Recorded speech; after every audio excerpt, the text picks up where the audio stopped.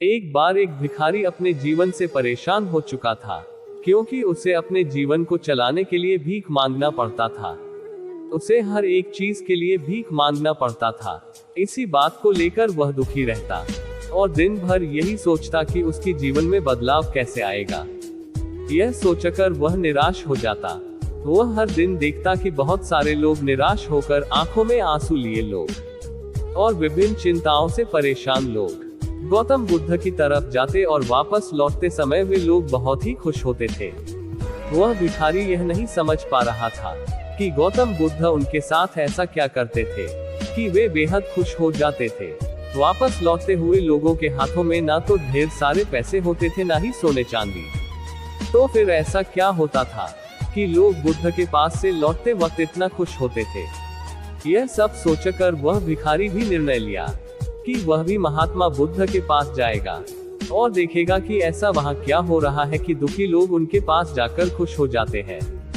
वह बुद्ध से मिलने के लिए उनके पास चल पड़ा। जहाँ बुद्ध मौजूद थे वहाँ बहुत लंबी कतार लगी हुई थी, तो वह भिखारी भी कतार में लग गया।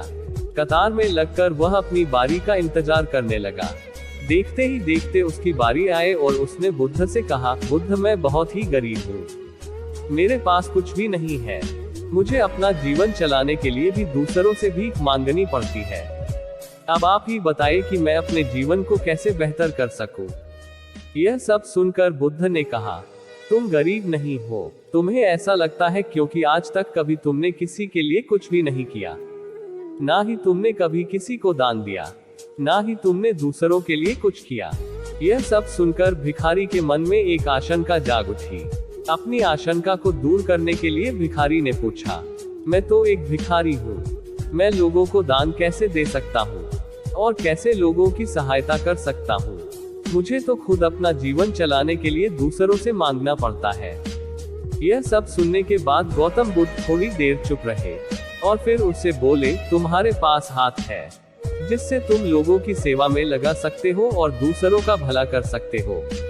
इसके अलावा तुम्हारे पास मुंह है जिससे तुम लोगों से अच्छी अच्छी बातें कर सकते हो और दूसरों का हौसला बढ़ा सकते हो। यह सब करके भी तुम दूसरों की सहायता कर सकते हो। जरूरी नहीं कि दान सिर्फ पैसों से किया जाए। हम चाहे तो हम शिक्षा का भी दान कर सकते हैं, चाहे तो अन्न का भी दान कर सकते हैं।